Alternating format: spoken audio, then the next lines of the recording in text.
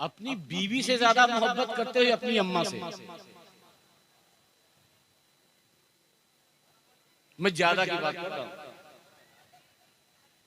इतनी वक्त जितने लोगों ने ये कहा कि मैं अपनी अम्मा से करता हूं, वो सब कंवारे थे, और जितने शादीशुदा थे वो डर के मारे हाथ उठाने के लिए तैयार नहीं थे।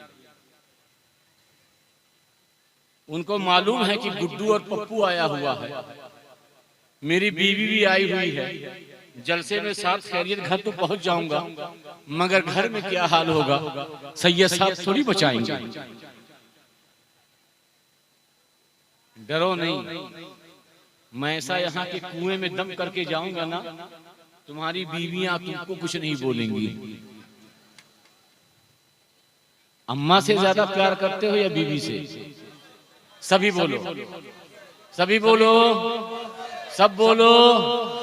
जिसकी बीवी है वो भी बोले।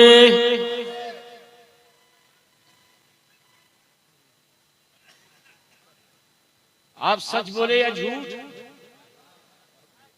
मैं कसम खा के कहता हूं कि आप झूठे हो। एकाध कोई सच्चा होगा, वरना अक्सर झूठे। और झूठ को मैं साफ कर देता हूं। आपकी अम्मा और आपके अब्बा कहां सोते हैं? जहां बैल बांधा, जहां बकरी बांधी हो। और बीवी कहां सोती है? जहां कूलर और एसी हो। ऐसा है कि नहीं? अरे हाँ नहीं तो बोलो। अब्बा वहां जहां मड़ई, अब्बा वहां दरवाजे के पास, कुकुर ना आवे, कुत्ता ना आवे, लाठी लेके अब्बा सोए हैं बेचारे। बीड़ी पे बीड़ी चल रही है, अब्बा की जिंदगी यही गुजर रही है। अम्मा बगल में वो भी खांस रही है। एक दिन अम्मा ने कहा, बेटुआ बहुत पैर में दर्द हो रहा है बेटा, रात के 1 बजे है, अमरपुर चला जा, मेडिकल खुला है, कोनो बाम लेके आ जा, कोनो तेल लेके आ जा। अम्मा तो का तो दर्द होता ही रहता है, दर्द तो होता ही रहता है, सुबह होने दे, मैं लेके आ जाऊंगा। और वही रात को 2 बजे बीवी कह दे, अमरपुर क्या भागलपुर चले जाओगे बाम लाने के लिए। बात सही कि नहीं? सही कि नहीं? हालांकि इस तकरीर के बाद आपकी बीवियां आपको ज्यादा नहीं कोसेगी, मगर मौलाना मुदस्सिर से ये जरूर कहेंगी, ये कौन से मौलाना को लेकर आए, कौन से खतीब साहब को लेके आए। इससे पहले जो पीर साहब आए थे, उनसे तावीज लेकर, शक्कर फुकवा करके, नमक फुकवा करके ये बुढ़िया से निजात दिलाई थी। ये बुढ़िया की मोहब्बत दिलाने वाला कौन सा मुखर्रिर आ गया? याद रखो, बीवी की भी मोहब्बत जरूरी है, मगर माँ की मोहब्बत मुकद्दम है। बीवी दिल में है, माँ का मुकाम सर पर है। बीवी दिल में, माँ का मुकाम सर पर है। अपने दिल की भी हिफाजत कीजिए, अपने सर को भी बुलंद रखिए। हदीस पाक है, मैं उस तफसील में नहीं जाऊंगा। अल्लाह के रसूल जब वो वाकया हुआ तो सहाबा किराम से आपने फरमाया, सहाबा, जो शख्स अपनी बीवी पर अपने माँ बाप को तरजीह देता है, उसे जन्नत की खुशबू नहीं मिल पाएगी। माँ बाप बड़े मुकद्दम हैं, माँ बाप बड़े मुकद्दस हैं, माँ बाप बड़े आला हैं। उन्हीं की दुआओं का नतीजा है जो तुम बने। नबी की सीरत, नबी का कैरेक्टर। आखिरी बात, मैं अशरफ मियां का इंतजार कर रहा हूँ। मोहम्मद वसीफ साहब फोन पे फोन लगा रहे हैं, वो सो रहे हैं, तो तब तक कुछ सुन लें। आखिरी बात सुनोगे? सुनियो, समझ में आवत है? सुनो। देखिए, मैंने अपने अंदाज को बिल्कुल चेंज किया। मैं जानता हूँ ये इलाका शहरी इलाका नहीं है कि जहाँ पर मैं नुक्ते बयान करूँ और जहाँ पर मैं कुरान की बारीकियां बयान करूँ और जहाँ पर मैं इल्मी दलाइल।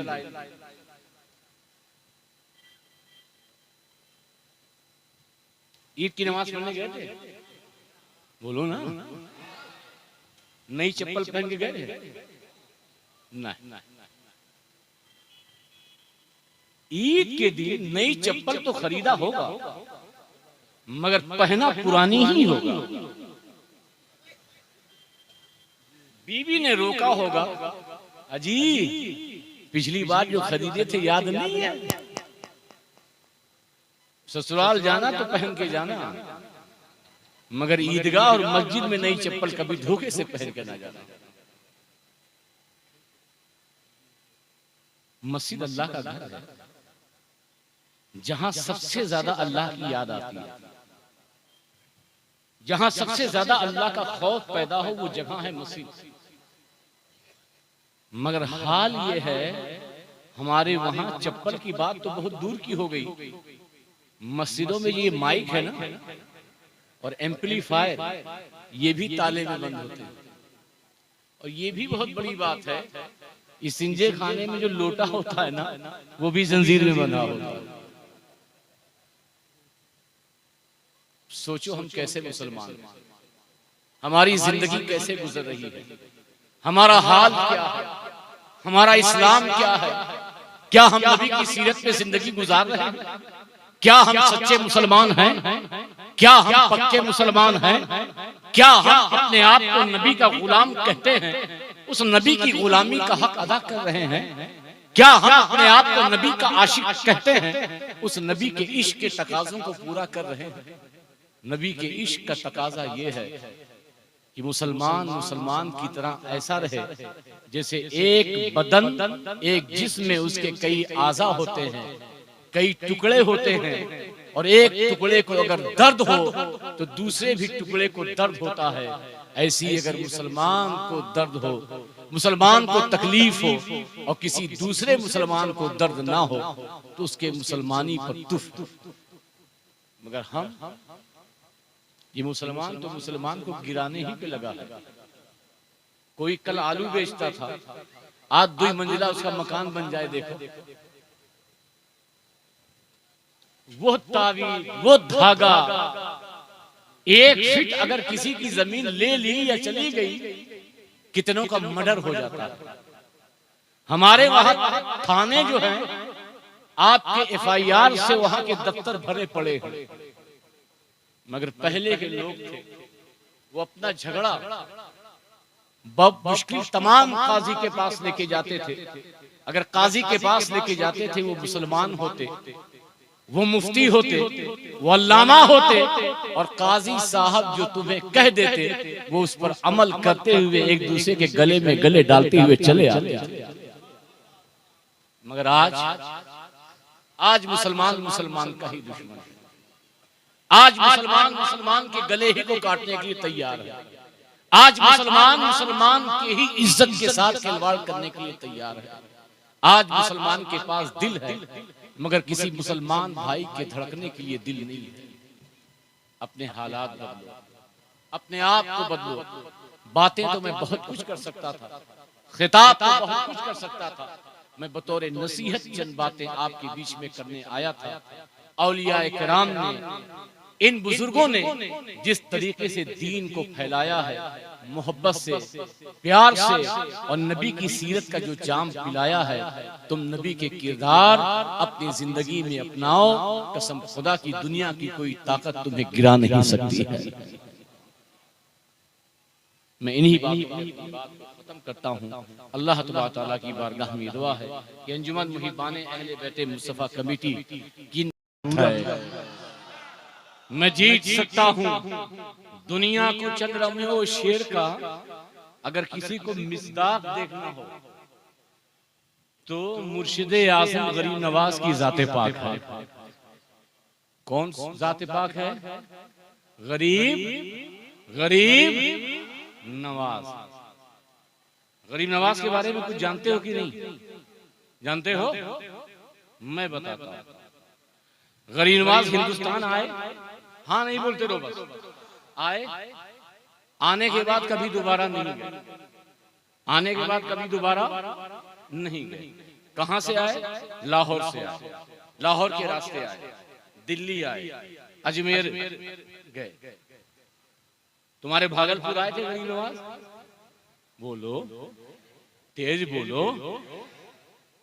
बिहार आए थे, झारखंड, वेस्ट बंगाल, यूपी, बोलते रहो नहीं, मध्य प्रदेश, छत्तीसगढ़, महाराष्ट्र, तमिलनाडु, कहीं आए थे?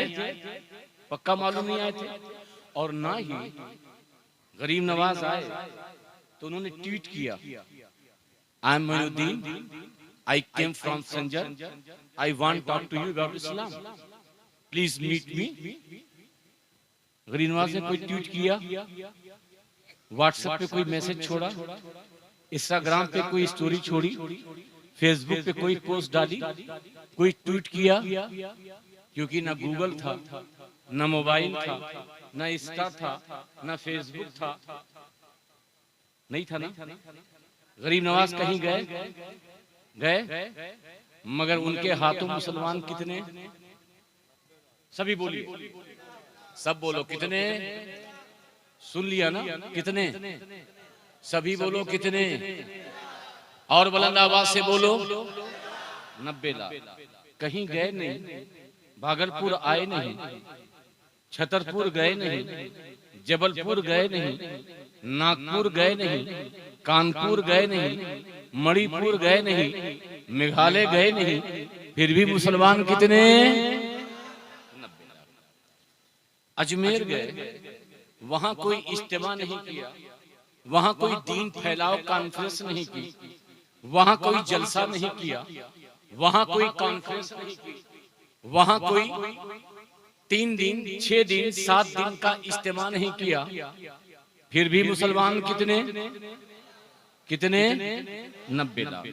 गरीब नवाज हिंदुस्तान आए, न तीर लाए, न तलवार लाए, न बल्लम लाए, न भाला लाए, न मिसाइल लाए, न बम लाए, न बारूद लाए, फिर भी मुसलमान कितने?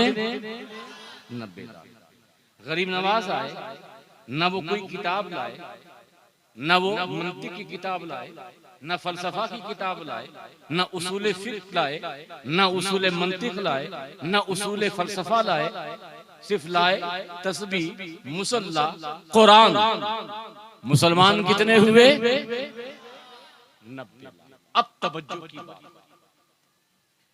मैंने सोचा जो जात कहीं गई ना हो, जो जात किसी से मिली ना हो, जो जात किसी शहर में पहुंची ना हो, जो जात अपने शहर में कॉन्फ्रेंस की ना हो, जो जात न तलवार लाई हो, न बल्लम लाई हो, न भाला लाई हो, न मिसाइल लाई हो, जो जात न किताबों का अंबार लाई हो, उस जात के हाथों 90 लाख गैर मुस्लिम मुसलमान कैसे हो गए? कभी सोचा कैसे हुए? तो मैंने ये सोचा कि सवाल किससे करूं, मौलाना मुदस्सिर से करूं, मौलाना अफलाक से करूं, या किससे करूं, मौलाना मुकर्रम से करूं। मैंने कहा आजकल मौलाना से सवाल करना भी बड़ा मुश्किल है, हो सकता है एक कहीं से दे दे, एक कुछ बोल दे, ये कुछ बोल दे, इख्तलाफी इख्तलाफ। चलो आलम तसव्वुर में गरीब नवाज की बारगाह में चलते हैं, अताए रसूल की बारगाह में चलते हैं, शहंशाह विलायत की बारगाह में चलते हैं, मुर्शिदे आज़म गरीब नवाज की बारगाह में चलते हैं। आप ही बता दीजिए, ना आप कहीं गए, ना आप कहीं किसी से मिले, ना इज्तिमा किया, ना किताबों का अंबार, न तीर, न तलवार, ऐ अताए रसूल 90 लाख गैर मुस्लिम मुसलमान कैसे हुए? तो गरीब नवाज की रूहानियत जवाब देती है कि बात सच है। न मैं किसी इलाके में गया, न मैं किसी शहर में गया, न मैं किसी बस्ती में गया, न किसी देहात में गया, न किसी स्टेट में गया, न ही अजमेर में मैंने कोई इज्तिमा किया, ना ही जलसा किया, ना ही कॉन्फ्रेंस की, ना ही मैं किताबों का अंबार लाया, ना ही तीर लाया, ना ही तलवार लाया। अगर मोइनुद्दीन हिंदुस्तान कुछ लेकर आया है तो मदीने से पीछे मदीने वाले का किरदार लेकर आया, मदीने वाले की सीरत लेकर आया, मदीने वाले का कैरेक्टर लेके आया।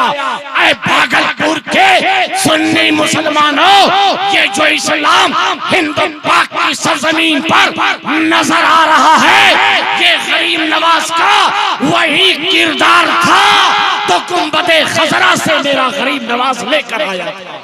नारे तकबीर, नारे रिसालत, अज़मते गरीब नवाज, किरदारे मुस्तफा, नारे तकबीर, नारे रिसालत। वो किरदार था, वो कैरेक्टर था, वो सीरत थी। अरे अपने घर में गुलाब लगाओ तो घर महकता है कि नहीं? बोलो, महकता है? गली गली महकती है कि नहीं? महकती है। अच्छा वाला गुलाब लगाओ तो घर भी महकेगा, गली भी महकेगी। तो बताओ, जो गुलाबे मुस्तफा की खुशबू लेकर अजमेर आया हो तो उस खुशबू का आलम क्या होगा? बैठा था गरीब नवाज अजमेर में, मगर सीरत मुस्तफा की खुशबू हिंदो पाक में ऐसी फैली कि वहां कहीं गया नहीं, मगर हर शख्स इस्लाम के रंग में रंगता हुआ नजर आया। इसीलिए किसी ने कहा, हमें ना खंजरो तलवार की जरूरत है, हमें ना खंजरो तलवार की जरूरत है, बस रसूले पाक के किरदार की, रसूले पाक के किरदार की। आगे से पीछे जो मेड़ी में बैठे हैं वो सोचते हैं कि हमारा काम नहीं, रसूले पाक के किरदार की जरूरत है। अब वो जरूरत और भी मैं समझाऊं और शायद ये बात आपको हैरत अंगेज लगे, बड़ी हैरत वाली लगे। तवज्जो है भैया? आओ, मछली मार रहे हो? मैं समझा कि कांटा पकड़ लिया मछली ने।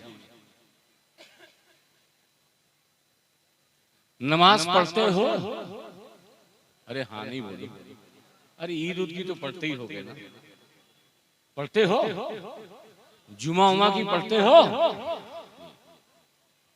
आप कहेंगे सही है साहब, इतने बिगड़े हुए मुसलमान थोड़ी है। ईद बकरीद ये भी छोड़ दे, हमारी इस्लाम में तो नमाज पढ़ते हैं। मैं इस नुक्ते पर पूरे उलमा की तवज्जो चाहूंगा। इस नुक्ते पर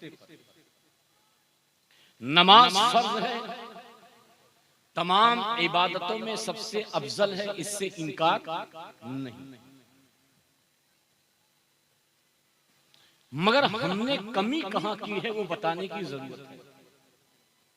आज जो मुस्लिम माशरा बिगड़ा हुआ है उसे समझाने की जरूरत है। नमाज फर्ज, रोजा फर्ज, मालिक निसाब पर ज़कात फर्ज, मालिक इस्तिताअत पे जिंदगी में एक बार हज फर्ज। मगर इनमें से कोई बहादुर ये बता सकता है कि इस उम्मत पर नमाज का फर्ज हुआ? आप लोग बताओ, बहुत जलसा करावत हो, बताओ नमाज का फर्ज हुई? पता है? अरे ना ही पता तो बोल दो, ना ही पता है। नमाज कब फर्ज हुई पता है? बोलो नहीं। नहीं पता है? नहीं। अभी याद आ जाएगा। नमाज मेराज के मौके पर उम्मत को मिली। कब फर्ज हुई? ये तो सुना होगा ना। नमाज फर्ज हुई मेराज के टाइम, जब हुजूर को मेराज हुई। और जब मेरे आका को मेराज हुई थी उस वक्त मेरे आका की उम्र 22 साल 52 साल 6 महीना। कितनी थी? यानी रनिंग में पकड़ लो तो 53 साल। मेरे आका की उम्र कितनी थी? सभी बोलो, तवज्जो चाहूंगा। नमाज उम्मत पर जो फर्ज हुई है, कितने साल की उम्र में? 53 साल। हुजूर पे नमाज थी, सहाबा नमाज पढ़ते थे, मगर जो उम्मत पर नमाज फर्ज हुई वो 53 साल की उम्र में। रोजा कब फर्ज हुआ? 55 साल की उम्र में, हिजरत के दूसरे साल। ज़कात कब फर्ज हुई? हिजरत के चौथे साल, यानी 57 साल की उम्र में। हज कब फर्ज हुआ? बाज रिवायत में 6 साल, बाज रिवायत में 8 साल, बाज रिवायत में 9 साल, यानी जब हुजूर की उम्र 60 साल। तवज्जो है? अरे हाँ नहीं तो बोलो। नमाज कब फर्ज? सभी बताएं, कब फर्ज हुई? 53। कब फर्ज हुई? रोजा कब फर्ज हुआ? ज़कात कब फर्ज हुई? हज का फर्ज हुआ? ये बिल्कुल सही है। मैं कहीं गलत तो नहीं कर रहा हूं आफलाक साहब? अब मेरा सवाल उलमा से,